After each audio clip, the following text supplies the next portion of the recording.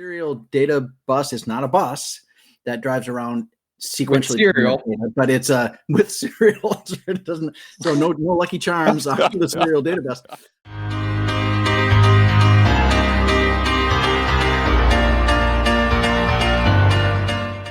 Hi, everybody. Welcome back into Bufnagle, the podcast. I'm Zach. As always, I'm joined by Rafe. Rafe, how are we doing today? Hey, Zach, I am absolutely wonderful. We're doing a little earlier today on Sunday before some of the big games, and because we have a very special guest coming up with us, we're getting close to Thanksgiving. Looking forward to some turkey and a little trip we're going to make, and I guess we're going to see you later this week, so that should be a good thing. Just a couple reminders for everybody. We are Bufnagle at bufnagle.com. Send us your listener questions. Those are always great to get and help spur this wonderful intellectual conversation you hear every week. We are available on Twitter at Bufnagle, and we are on Spotify. I just have to mention again, once last week and again this week, the Rising Creek Company is sponsoring us. And Zach, I'm looking right now at their eBay page, and there's all sorts of wonderful stuff you can get there at Rising Creek Company. Little samarium cobalt magnets. I don't even know what those are. Free magnet. Well, they would stick to stuff, I'm sure. Like that plate in your head, they might stick to that. All right. Here are some socks, Zach. Men's Cotton Crew beer pong socks. I didn't even. I know I'm getting my brother-in-law for Christmas. I think you should be getting him those things. So all of this stuff and all sorts of other stuff is available at the Rising Creek Company on eBay. They don't specialize in anything. They specialize in everything. Just like Zach, just like we do. Yeah. All right. That is great to hear. So today we're bringing on another big brain, smart science head, someone we have known for about over 10 years, I want to say. Someone who converses with us a lot on the Bufnagle message boards. Rafe, how about you tell us a little bit more about our special guest today? Yeah, our big brain smart head is actually probably the biggest big brain smartest headest guy that we have brought onto the show. And I don't know, maybe that's not saying very much, but so he is this guy is not a brain surgeon. This guy is actually a rocket scientist, and Bob Lazinski from in Lansing, is that right, Bob? Yep, in Lansing, Michigan. And he's an engineer, an electrical engineer, and he has actually worked as a rocket scientist. And we have him here today to talk to us about that, and because we love rockets and space and time travel, and Bob knows all about those things, and he's done that professionally. Bob, welcome to Bufnagle, the podcast. Well, thank you. It's a pleasure to be here. Quite honestly, I've been a fan of the podcast going way back to the first episode, and I'm happy to actually be one of your guests. Well, Bob, it's great to have you. So, you are an engineer. You are an electrical engineer, and a long time ago, you saw a job posting, written on the bathroom wall to go work at the Space Center. Is that what it was? Something like that. Yeah, actually, at the time, I graduated in 1980, and I had done a few things, and it was 1985, and I was living in Rochester, New York. And Rochester, New York, everybody knows that Seattle is the gloomiest place in the United States, has the least amount of sunshine, lots of rain. Well, what people don't necessarily know is that Rochester, New York is second to Seattle as the most cloudy place in the United States. And that's where I was living. I've been in that area, and I know of what you speak, and the people that I know from there, they either love it because that's where they grew up, or they cannot wait to leave. Seattle folks. I was there 2 years, and I could not wait to leave. So Rochester, the only good thing about Rochester is, nothing. It's just a bunch of throwaway games you play before the Olympics. That's right. There's a throwaway. Bob, did you ever go to any throwaway games up? That's a movie. No, another movie. No, I have no idea what you're talking about. All right. So I was. Go ahead. I was in Rochester, New York, and I happened to I saw an ad in Aviation Week magazine for a job working at the Kennedy Space Center in Florida and working on the launch control system software. for the space shuttle. And I said, well, I'm going to apply to that. So launch control software. So like this is the software that counts backwards, right? Down to zero. Counts backward down to zero. And then after that, the software on the spacecraft counts up. Well, because it's going up. Yeah, because it's going up. Exactly. Well, and it's not the Russian space program, because if that was the case, then it would count upside down. Then there's that. Right. And using the wrong calendar. Yes. All right. Okay, good. So I applied for the job. I got an interview. They brought me down to the Cape. So there it was at the Kennedy Space Center, Launch Complex 39, this historical place where, you know, the Apollo missions had flown, and I was interviewing for a job, you know, right there in the shadow of the vehicle assembly building, that big 500-foot tall building where they would assemble the Apollo, the Saturn V rockets and Apollo spacecraft, and then at that time the shuttle. So go ahead. For those of us so you and me who grew up watching, yes. So you're a space geek kid, just like I am, right? I mean, so you drank Tang? Oh yeah, absolutely. Yes. And let's not forget space food sticks. Okay, because we had this discussion the other day about space food sticks, and for those people out there who don't know what this was like, so the space program it drove the culture, right? Yes. And during the 60s. I remember my mom coming home with this box of things. It's like it said on the box, space food sticks, but it wasn't really food, was it, Bob? Well, you know, it's hard to say what it was exactly. I mean, you know, it was a lot like a Tootsie Roll, except it was smaller in diameter, not quite as long, and didn't taste as good. So basically, it was a Tootsie Roll that wasn't very good. Yes, exactly. Right. So it was the Holy Roman Empire of candy. Yeah, I think that's an accurate representation. Yeah, okay. All right. And it came in this, and each one was individually wrapped in this kind of very, very odd. I just remember it wasn't foil. It wasn't like the standard paper around candy. It was like this weird plastic paper. Yes, it was plastic film with foil and paper, and it was really an unusual packaging for the time. I mean, it's more common now, but at that time, it was like the first time we had ever seen this. Well, it was from the space program, and it was cool. I mean, how right? cool is that?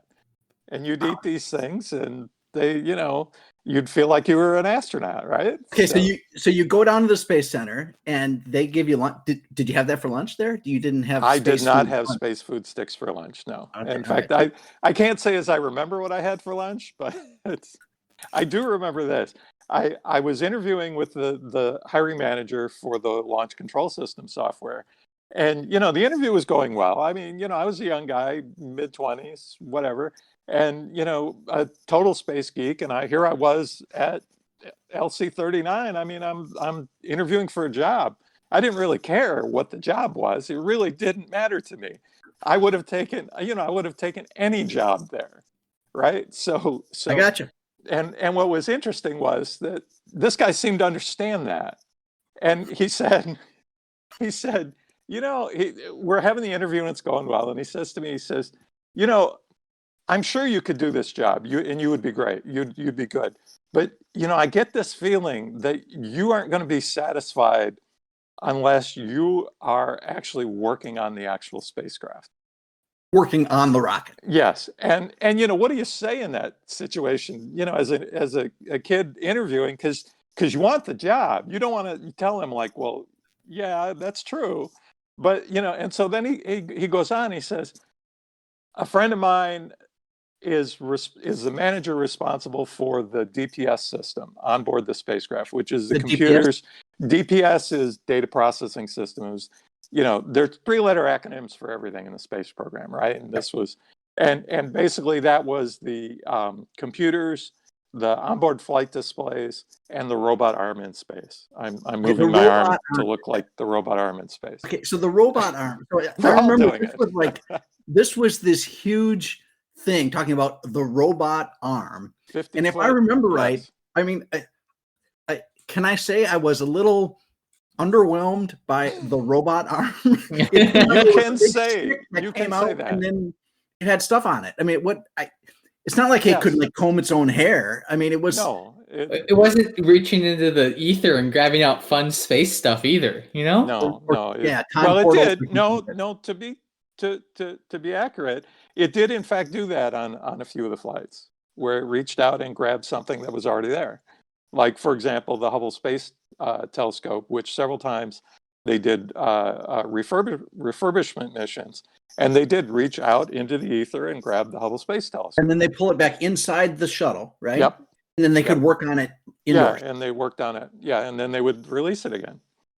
But that's what the robot arm did. It grabbed stuff and then pulled it in, right? I mean, it wasn't like it grabbed stuff from the payload bay and dropped it off in space. They couldn't just open the payload and let it fall out. Well, they would do that too with springs. They would just push satellites out. Oh, wait. So in the space shuttle, there are satellites and stuff, and they're held down, right? And when you take off the strap, a spring would shoot it out. Yeah. Why does that sound weird? It just seems to me a little low tech, mature, low tech, maybe. The best tech is low tech, though. Exactly. Don't get me wrong. The most reliable. The most reliable. So they have springs. Are these like railroad car springs? I honestly don't know. I never actually saw one. Okay. So I just read about it.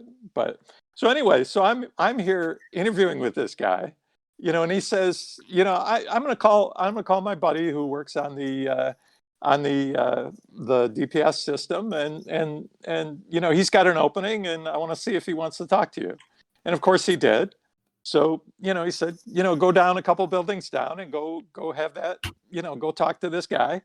And I talked to that guy. And of course it went really well because, and I ended up getting the job and going down and working there. All right, so you worked on this data processing stuff, DPS, right? And it, so you said that the displays weren't like, this is 1985, all right? So we don't have flat screens. We don't have high definition monitors. No, we're looking none at of that. Low tech CRTs. And you said tape displays? Yes. So the flight displays, and I ended up working primarily specializing on the flight displays. So part of the reason for that was that I could actually read them. So, but the flight displays were the displays that the pilot used to actually fly the shuttle, especially during reentry and the landing. So when they were flying it like an aircraft. So like that attitude indicator and where the horizon is and all those things that look like an airplane. There's electrical things. Yeah, they're electromechanical. The 8-ball is the one you would be the most familiar with, and then horizontal indicator, which was very similar to something you'd find in a conventional aircraft. And then yes, the two tape on either side of that cluster of those two were these two instruments which read out things like one was the alpha Mach indicator, so that would be alpha, which is the angle of attack, Mach, which is speed, airspeed, and then the other one was altitude and vertical velocity.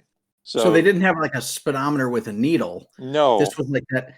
The needle was fixed in the middle of the display, and there were these vertical tapes that would be electromechanically moved past the needle, and the tapes would have the numbers on them, whatever scale was appropriate for that particular measurement. Oh, and so now you do a lot of you worked at NASA for a while, from 85 to about 87, you said. Yeah. And now you do a lot of you do electrical engineering officially, and you write a lot of code. So was there code for this stuff, or was it that was all driven by the computers. So the onboard computers had software. There were 5 computers. 4 of them worked together as what they called a redundant set, and that would they were all running the same software, and they would have these periodic checkpoints where they would check in with each other and make sure they were all still aligned. And so those would then were connected to the instruments through serial data buses, and there were serial data buses that went all through the vehicle. And these serial data buses would talk to the instruments and tell them what to display.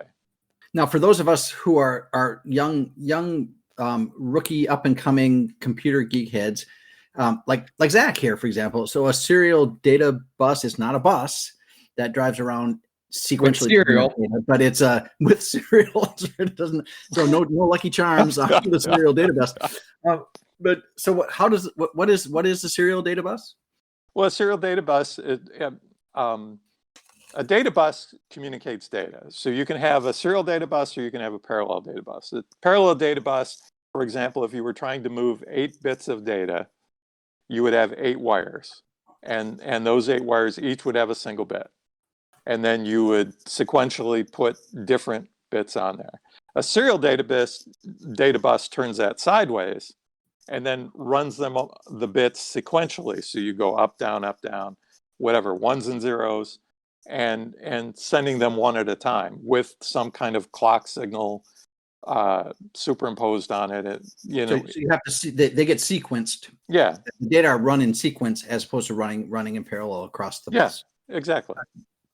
All right, so I'm gonna take just a quick time out because there's a number of things we need to get to yet, but I do want to thank our listeners as always, and make sure you contact us if you have any questions. One question you may have at this point in this is we only get 11 more minutes of Bob, so if you let us know that you'd really like to hear more Bob, I'll bet if we promise him another free episode and sweatshirt and and we're working on a bufnagle sweatshirt. So if we would promise him that, I bet we could talk him into coming back on. So let us know, bufnagle.com, or hit us up on Spotify or Twitter, or I don't know, throw a rock through the window. I don't care what it is. Let us know what you think. So you do a lot of coding now, Bob, but you had a couple stories that you said from the Space Center, and you learned a really good life lesson there at the Space Center. This was an interesting one. So when we did any work on the vehicle in the space, when we had any work we needed done on the vehicle, we would write up a procedure, and this is on paper, right? Back in the day, I mean, this was on paper. So we'd write up the procedure, and then we would take it to our NASA counterpart, because the ones that actually worked on the shuttle were contractors. We were a contractor, and then there were NASA counterparts that we would work with, and they didn't actually do the work on the vehicle. We did, but they approved what we did. Okay. So if I had a procedure to remove and replace a box, one of my displays, then I would write up that procedure, and then I would take it to the NASA guy, and the NASA guy would look at it and he'd go, "Yep," and he'd sign it. So I would sign all the pages, and then he would look at it, and then he would sign all the pages. And then I would walk over to the processing facility where the ship was, whether it was, Atlantis or Discovery or whichever bird I was, we were working on. It's a bird, Zach. You got to get the lingo down. It's a science bird because it uses science to fly. It is a science bird, and he goes out to the science garage where the science bird is, and he's like, "Exactly. Excuse me, I need to go remove the box from the bird." All right, I need the science. So, and then you would go to the processing facility or hangar where the ship or bird was, and there was a quality engineer that had to also review the paperwork to make sure, not that you were doing, the NASA guy made sure you were doing the right things. The quality guy made sure you wrote it in the right way. So, more steps. And then once that was done, then you could take it to the supervisor of the area of the ship where the work needed to be done. So generally we were working in the forward section because that's where most of our boxes were. Mm-hmm. And the computers were all up in the forward section, and which is basically the crew compartment. And so I went up like I did often, and I had my paper and it was all signed and ready to go. And I would talk to the forward supervisor. And the forward supervisor, there were a lot of guys that were guys that had worked there during the Apollo days, right? So and this guy who was a supervisor, supervisor, when you come to these Apollo guys, you have to like stop and genuflect, kiss the ring, and stuff like that, or like Well, no, even more than that, and that actually goes right to the story I wanted to tell, because for me, being a space geek and having grown up just the Apollo stuff, watching every Apollo mission on TV and getting notes from my mom to get out of school to watch them because I had acute bronchitis, right? Which, yeah, No, I hear you. Okay, Zach. Walter Cronkite did all the broadcasts on CBS. on CBS, and if you had bronchitis, that means I assume that you want to go watch Walter Cronkite. Absolutely. Way to go, Mom. Yes, she was amazing. That was great. She encouraged the space geek. And okay, wait. Just so everybody knows, Mom's encouraged Bob to be a space geek, and look where he is now. He's on the Bufnagle podcast. And yes, exactly. You never know where it's going to. My mom got mad at me for rolling around in the dirt. So, well, and look where you are. You're on the podcast with Bob. What a great situation. All right. So you got bronchitis. So here I am. And I'm this space geek, and I'm talking to one of these guys, the technicians with the Apollo, that had worked on the Apollos. And, they would love to tell stories, and I would love to hear the stories. So it's just like right now. Yeah, exactly. Okay. Yes. I'm older now than he was then, but yeah. Exactly. So sitting here, I would stand there and we'd talk, and he would start telling me one of his stories about the Apollo days, and I was just standing there listening, and I don't know how we got on the story, but we always did, and while we were standing there talking, this other young engineer came up, and this guy, he had his paperwork, was ready to go, and he comes up and basically interrupts us and goes, and talks to the supervisor and says, this is a really important job. It's a rush job. It's got to be done right away, right? And he hands it to the supervisor, and he looks at it a little bit. The young guy turns around and he goes, and then the supervisor looks at me, or he picks up the stack of papers sitting in front of him on the table, which is the jobs that need to be done. And it was a stack several inches high. Yep. He lifts up the stack, takes the urgent job, puts it on the bottom, and sets the paper back down. And then he turns and looks at me and says, now, Bobby, because that's what he would call me. So now, Bobby, what do you got for me today? And I hand it to him. He looks at it, and then he says to me, why don't we go up to the ship and see if we can get that done? Wow. Well, okay, there's the lesson, right? That is the lesson. If you have to explain that lesson to anybody, then they need some more life lessons before that. That is that is great stuff. That is and do you remember who that guy was? Or wait, his name was Archie Armstrong. His name was Archie. That's all I remember. And what a great guy. Well, yeah. So, and those guys let you sit in the chairs, right? And pretend you were Captain Kirk. Absolutely. I mean, one of the other really fun things that I did there was at one point we had Atlantis, OV-104.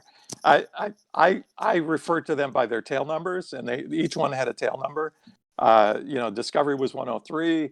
Atlantis was 104. So one time we had Atlantis 104 out at the launch pad, and it was all dressed up for flight. And I had to go out there. Tuxedo, ready to roll. It was dressed up. When we normally worked on the ships, the interior of the crew cabin, all the storage lockers were pulled out because we needed access to the boxes, everything like that. So this was dressed for flight, ready to go.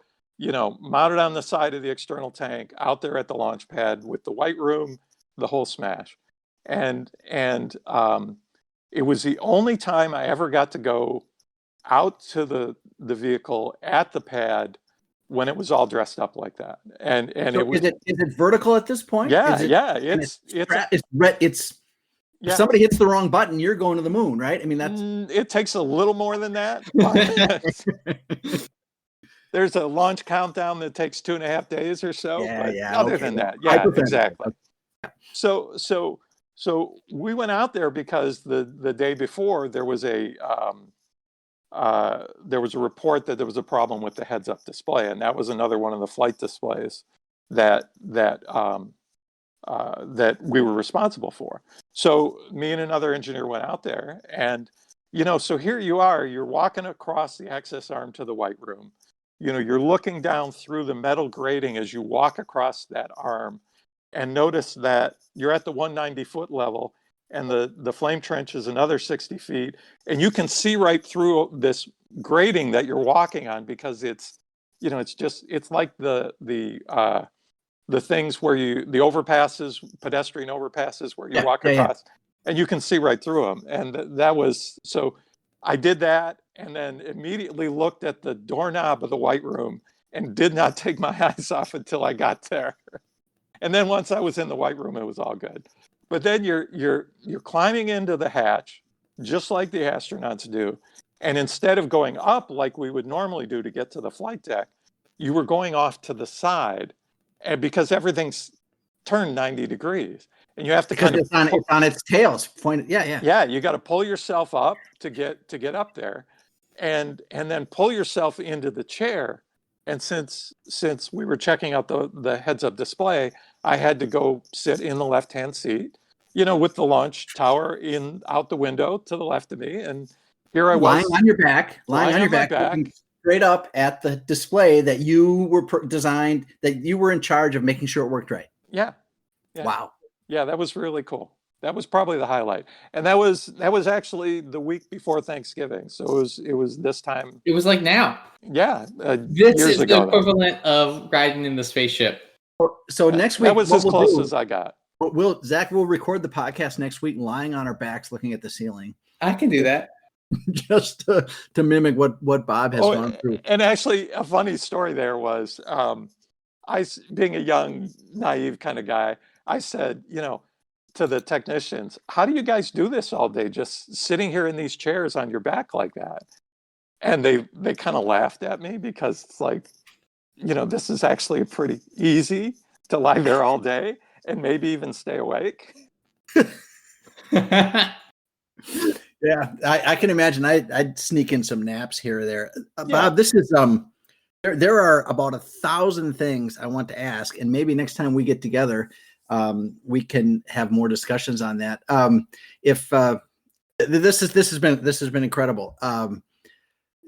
Zach, I think we're gonna call it for this week. Yeah, the corporate overloads are giving me the dirty look to get out of the recording studio. So yeah, I got you. Yeah, those, flip them that. Yeah. Flip them the show, you know what I mean? And the plane, right?